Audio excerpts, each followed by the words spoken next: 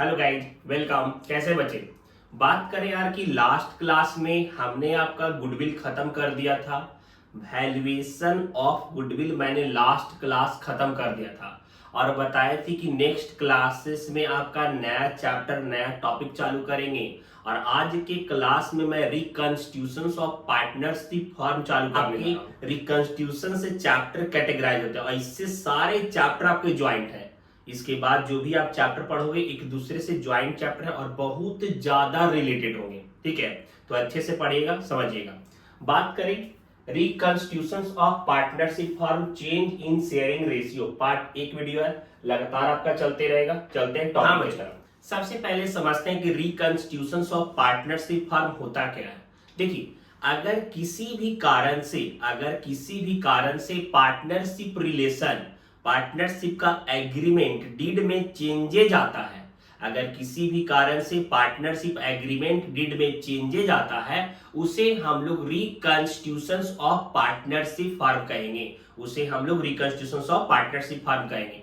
यार मतलब अगर आपका पार्टनरशिप फॉर्म में जितने भी पार्टनर थे वह अगर अपने एग्रीमेंट में हेर फेर करते, फेर बदल कर रहे, किसी प्रकार से बदलाव कर लिए, पहले कुछ और था अब का कुछ और हो गया, पहले कैपिटल कुछ था अब का कैपिटल कुछ और है, पहले शेयरिंग रेशियो कुछ और था अब का शेयरिंग रेशियो कुछ और है, तो यहां पे अगर पार्टनरशिप फर्म के एग्रीमेंट में किसी भी प्रकार का बदलाव हो रहा है, हम लोग बोल देंगे sir reconstitution of partnership firm हो गया, पार्टनरशिप फर्म का रिकंस्टिट्यूशन हो रहा है। क्लियर? यहां देखिएगा, बात करें partnership agreement define the relationship among the partners, and whenever there is changes in relationship it results in reconstitutions of firm। देखिए, अगर किसी कारण से पार्टनरशिप का रिलेशनशिप में चेंजेज आता है तो उसे हम लोग रिकंस्टिट्यूशंस ऑफ पार्टनरशिप फॉर्म कहते हैं। और इसमें क्या क्या हो सकता है ध्यान करिए, रिकंस्टिट्यूशंस में होता क्या क्या? Change in profit sharing ratio. पहले अगर सपोज दैट कि ए और बी पार्टनर थे और पहले 3:2 के रेशियो में बांट रहे थे लाभ हानि। ए बोल रहा था कि भाई 3 हिस्सा हमको दे दो, 2 हिस्सा तुम रख लो, तो यहाँ पे 3:2 में बांट रहे थे। लेकिन अब क्या डिसाइड करें कि देखो यार, अब दोनों का एफर्ट बराबर है, काम बराबर है, पोजीशन बराबर हो गया, तो अब हम 3-2 में नहीं बांटेंगे, काम करो, अब हमको भी बराबर हिस्सा चाहिए, तो 1:1 में बांटने लगे। तो इस कारण से अगर पार्टनरशिप फर्म में पार्टनर का शेयरिंग रेशियो चेंज हो रहा है तभी हम लोग बोल देंगे सर एग्रीमेंट बदल गया होगा। पहले का एग्रीमेंट 3:2 था, अब का एग्रीमेंट 1:1 हो गया, तो रिकंस्टिट्यूशन ऑफ पार्टनरशिप फर्म हो रहा है। दूसरा यहां देखिए, कह रहा है एडमिशन ऑफ न्यू पार्टनर। देखिए यार, एक्चुअली अगर कोई नया पार्टनर एडमिट होता है, अगर कोई नया पार्टनर पार्टनरशिप फर्म में एडमिशन लेगा तो by majority of all partner, suppose that A B और सी 3 पार्टनर थे, काम कर रहे थे, एग्जिस्टिंग पार्टनर 3 थे, ए बी और सी। अब डी कोई नया पार्टनर फर्म में आना चाह रहा है, तो जब तक ए बी और सी तीनों का परमिशन ग्रांट नहीं होगा डी नया पार्टनर पार्टनरशिप फर्म में नहीं आ सकता। Bye majority of all partner, सारे पार्टनर के मेजॉरिटी के बाद ही आपका पार्टनर नया फर्म में इंटर कर सकता है। तो सपोज दैट सारा का मेजॉरिटी था और सारे पार्टनर मिल करके एक नया पार्टनर को फर्म में बोले कि ज्वाइन कर लो। पहले का पार्टनर थे ए बी और सी, अब नया वाला जो फर्म बना, नया वाला एग्रीमेंट बना, उसमें ए भी है शामिल, बी भी है, सी भी है और डी भी है, तो हम लोग बोलेंगे sir admission of new partner हो गया। यह भी रिकंस्टिट्यूशन का एक प्रकार है, यह भी रिकंस्टिट्यूशन का एक टाइप है। क्लियर? आगे retirement of an existing partner. क्या होगा यार बच्चे? Retirement of an existing partner. देखिए यार, ह्यूमंस लिमिटेड टाइम के होता है, लाइफ टाइम रह सकते हैं नहीं ना, कुछ पार्टिकुलर टाइम ड्यूरेशन के लिए है। तो वहां पे अभी रिटायरमेंट का एज आ गया, ए पार्टनर बी पार्टनर या सी पार्टनर काम कर रहे थे, अब सी बोल रहा है कि भाई अब तो हमसे काम हो नहीं रहा, मार्केटिंग नहीं देख सकते, हमारे पे प्रेशर नहीं, हमको छुट्टी दे दो। अब रिलैक्समेंट चाहते, अपने फैमिली के साथ हम टाइम स्पेंड करना चाहते हैं, तो वहां पे अगर किसी भी कारण से, ऐसा नहीं बोल रहे कि पार्टनर रिटायरमेंट के एज वाला ही होगा, मतलब यंग पार्टनर भी अगर चाहे तो फर्म से रिटायर ले सकता है। तो किसी भी कारण से अगर कोई पार्टनर फर्म को छोड़ते हैं, रिटायर करते हैं फर्म से, तो वहां पे पार्टनरशिप फर्म का एग्रीमेंट डीड बदल जाता है। पहले कुछ पार्टनर थे, अब रिटायर करने के कारण से नंबर ऑफ पार्टनर चेंज हो गए हैं, नाम ऑफ पार्टनर चेंज हो जाएंगे। तो यहाँ पे रिटायरमेंट होने के कारण से भी आपका रिकॉन्स्टिट्यूशन ऑफ पार्टनरशिप फर्म होता है, जहां पे पार्टनरशिप फर्म में कोई पार्टनर, एग्जिस्टिंग पार्टनर जो फर्म में ऑलरेडी काम कर रहा था, वह फर्म से रिटायर कर जाता है। क्लियर, समझ में आ रहा है? आगे डेथ ऑफ अ पार्टनर, अगर पार्टनरशिप फर्म में कोई पार्टनर का डेथ हो गया, सपोज दैट यार अगर A B C D partner है, डी का डेथ हो गया, तब भी firm reconstitution of partnership firm हो सकता है। लेकिन रिकॉन्स्टिट्यूशन के केस में एक खास बात यह है कि फर्म चलते रहता है, फर्म बंद नहीं होता। रिकॉन्स्टिट्यूशन में एक खास बात क्या है कि रिकॉन्स्टिट्यूशन के टाइम पे पार्टनरशिप फर्म चलते रहेगा, रनिंग रहेगा, बस एग्रीमेंट में बदलाव होगा, पार्टनर में बदलाव हो सकता है, शेयरिंग रेशियो में बदलाव हो सकता है, कैपिटल में चेंजेस आ जाएगा, लेकिन पार्टनरशिप फर्म चलते रहेगा। क्लियर, समझ में आ रहा है?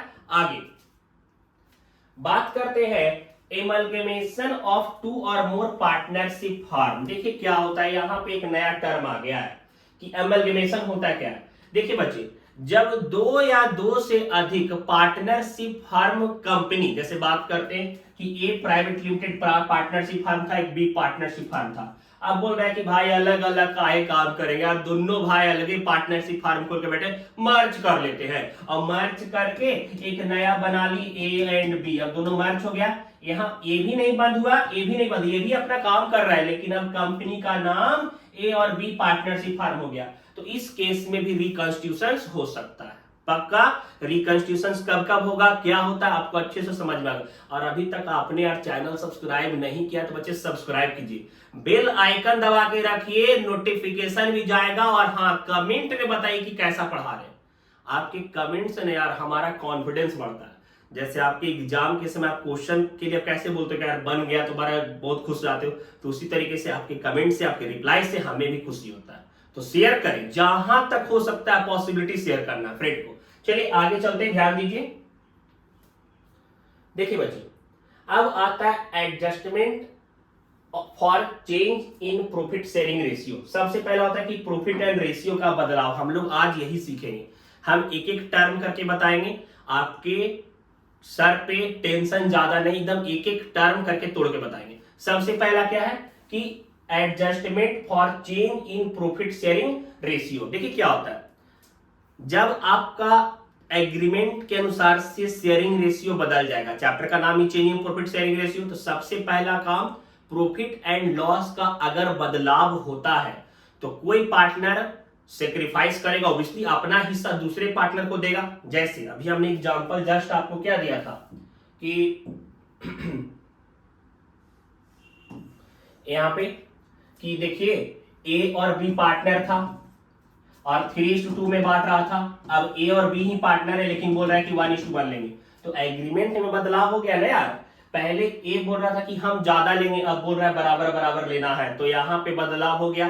तो इस कारण से कोई पार्टनर सेक्रीफाइस कर रहा है और कोई पार्टनर फायदा गेन कर रहा है कि यार किसी को अपना हिस्सा देना पड़ रहा है और कोई दूसरे पार्टनर का हिस्सा ले रहा है। तो वहां पे हमको सबसे पहले करना पड़ेगा determination sacrificing and gaining ratio. हम लोग को क्या करना पड़ेगा, डिटरमाइन करना पड़ेगा कि सेक्रीफाइसिंग रेशियो क्या है और गेनिंग रेशियो क्या होगा। क्लियर। अब उसके बाद बात करते हैं ट्रीटमेंट फॉर गुडविल। गुडविल का क्यों भैया जी, गुडविल हमने पहले इसके चैप्टर में पढ़ा था, वैल्यूएशन ऑफ गुडविल पढ़े थे।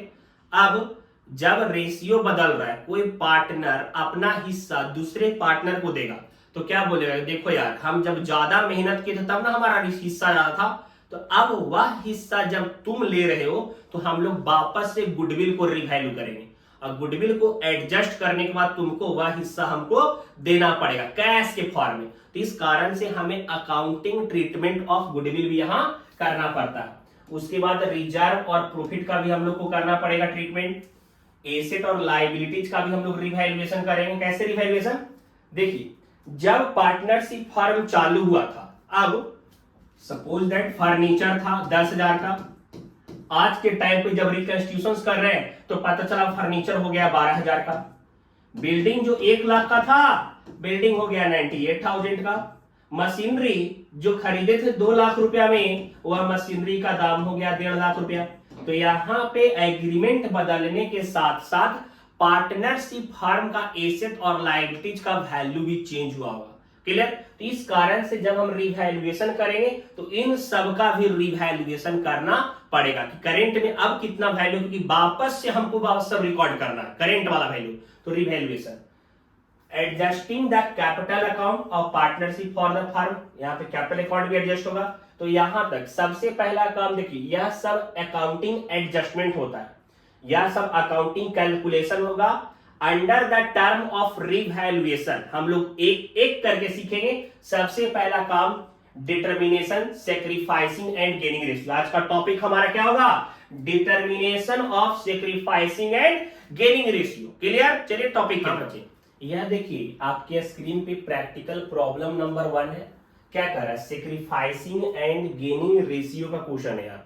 पता है आपको डिफरेंट टाइप के बहुत सारे क्वेश्चन करवा देंगे, जिससे आपका कॉन्सेप्ट क्लियर होगा एकदम प्रॉपरली। जैसे बना रहे, जैसे समझा रहे, वैसे चलते चलिएगा। ठीक है?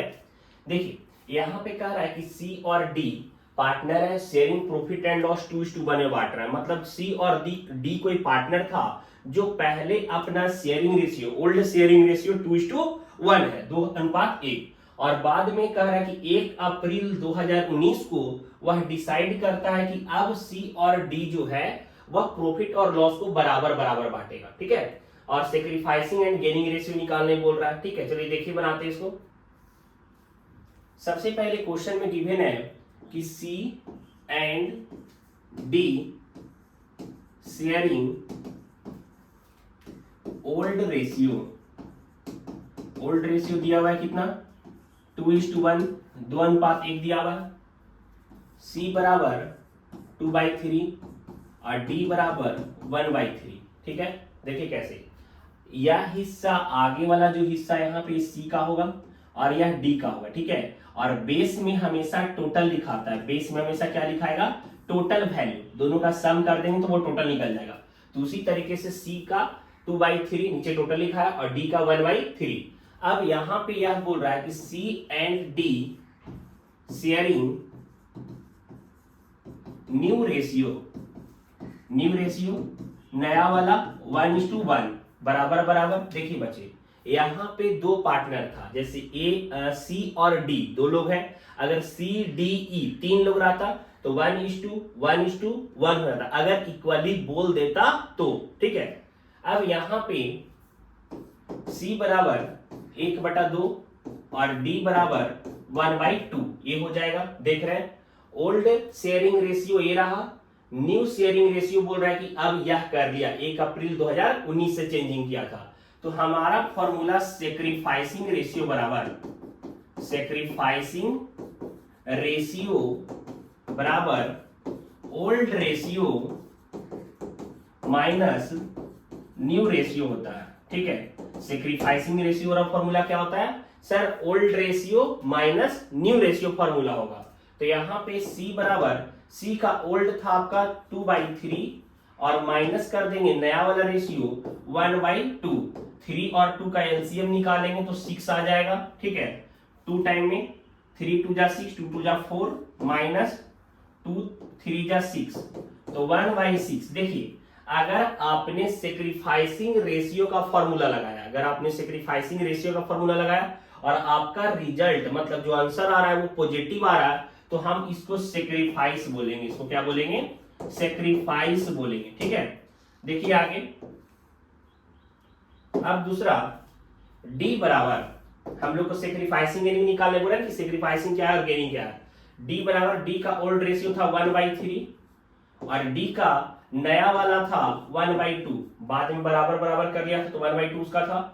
अब यहाँ पे 3 2 का एलसीएम 6 आ जाएगा, 2 माइनस 3। अब आप यहाँ पे रिजल्ट देख रहे हैं तो ब्रैकेट में आ गया, मतलब माइनस में आ गया, और माइनस में अकाउंट्स में कोई भी टर्म अगर आएगा तो हम उसको ब्रैकेट में लिखते हैं। तो यहाँ पे यह माइनस में निगेटिव में आ गया, तब हम इसको बोल देंगे गेन। इसको क्या बोल देंगे? गेन। अगर हमने सेक्रीफाइसिंग रेशियो का फॉर्मूला लगाया है, अगर आंसर हमारा पॉजिटिव आ रहा तब तो सेक्रीफाइस, लेकिन निगेटिव माइनस में आ जाएगा तो हम उसको क्या बोल देंगे? गेन। और आपके आंसर में दिया होगा सी सेक्रीफाइस 1/6 और डी से गेन 1/6। मतलब सी जो है वह अपना 1/6 हिस्सा डी को दे दिया। रिकंस्टिट्यूशन के समय जब वो रेशियो का सेक्रीफाइस किया तो अपना 1/6 हिस्सा डी को दे दिया। ठीक है, देखिए यहां पे दे रहा है आंसर में सेक्रीफाइस ऑफ सी 1/6 और डी गेन 1/6। देख रहे हैं। चलिए आगे बनाते हैं सेकेंड नंबर क्वेश्चन। क्या कह रहा है कि आर एस एंड टी तीन पार्टनर है और शेयरिंग रेशियो 5:3:2 में बांट रहा है। ठीक है, 5:3:2 में 5:3:2 में बांट रहा था ओल्ड रेशियो, और बाद में वह क्या कर लिया कि बराबर बराबर इक्वल कर लिया। 1 अप्रैल 2019 को ये भी, मतलब पहले 5:3:2 में बांट रहा था, अब बाद में बदल करके 1:1:1 में कर दिया, बराबर बराबर कर दिया। क्लियर? चलिए देखिए बनाते हैं, ध्यान दीजिए।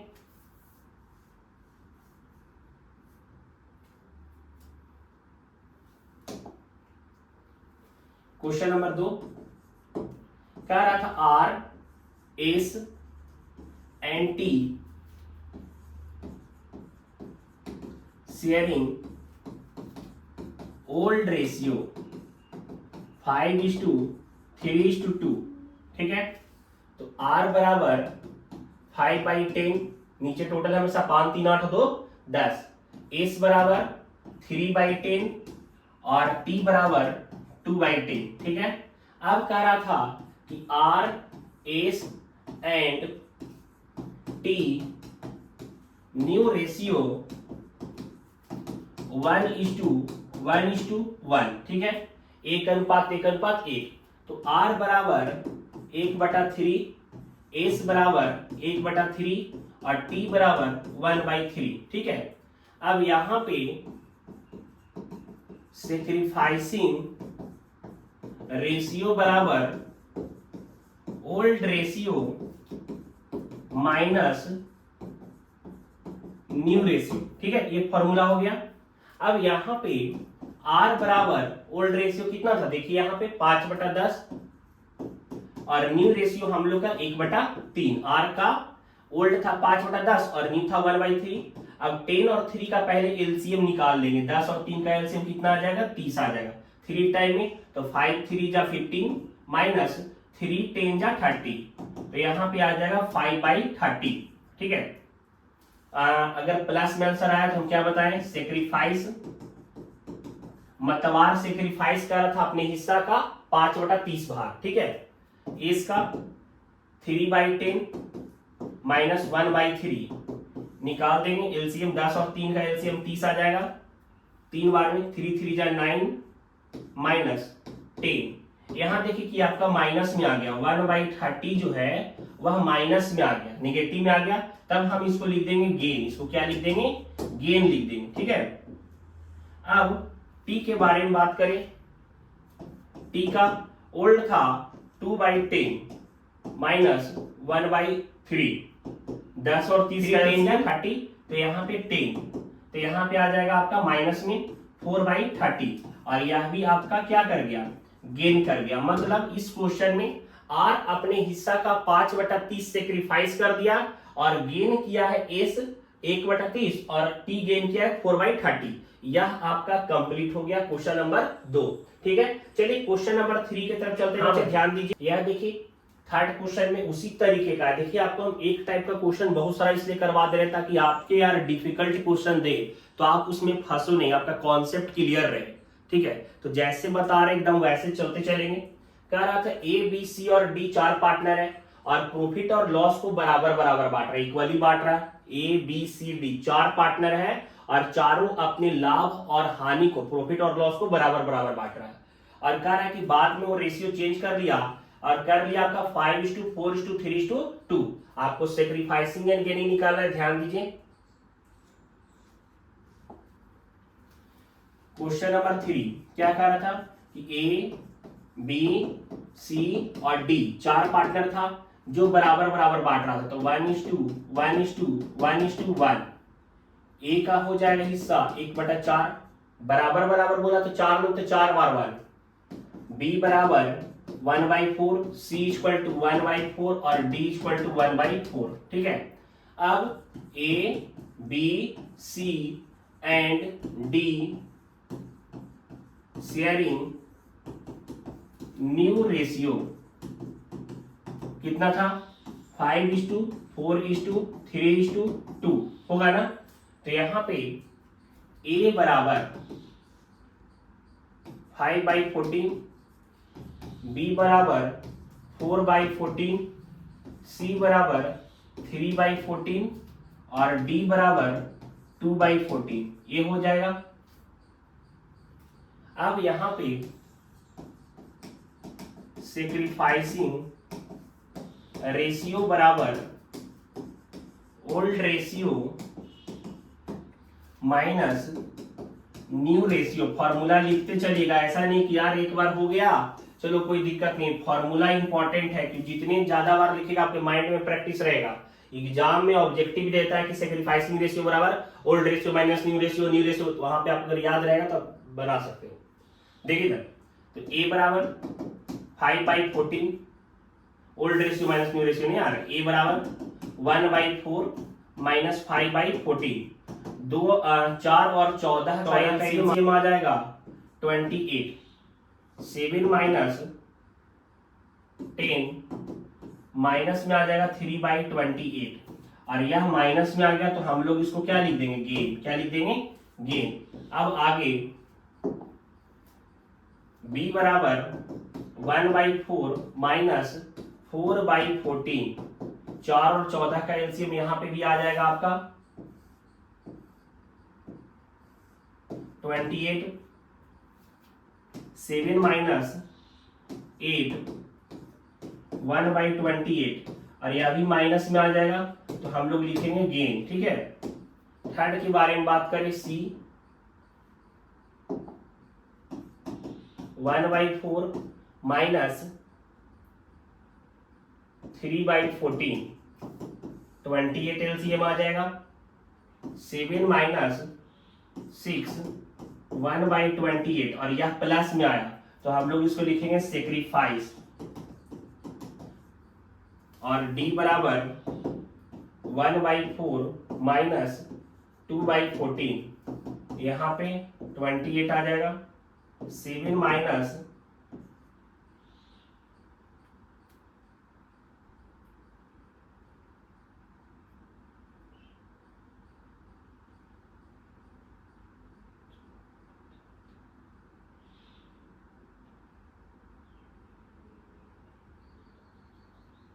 4 3/28, और यह भी आपका प्लस में आ गया तो यह आपका सेक्रीफाइस। ठीक है, तो यहां पे फर्स्ट केस ये है जिसमें आपका ओल्ड रेशियो दिया हुआ रहेगा, न्यू रेशियो दिया रहेगा, आपको सेक्रीफाइसिंग नहीं निकालना पड़ेगा। ठीक है, यह फर्स्ट केस है। सेकेंड केस आपके नेक्स्ट क्लास में बताऊंगा, सेकेंड थर्ड और फोर्थ केस नेक्स्ट क्लास में बताएंगे। लगातार वीडियो पे बने रहेगा बच्चे, और समझ में आया यार सब्सक्राइब कीजिए, शेयर भी कीजिए। ठीक है, बाय, सी यू।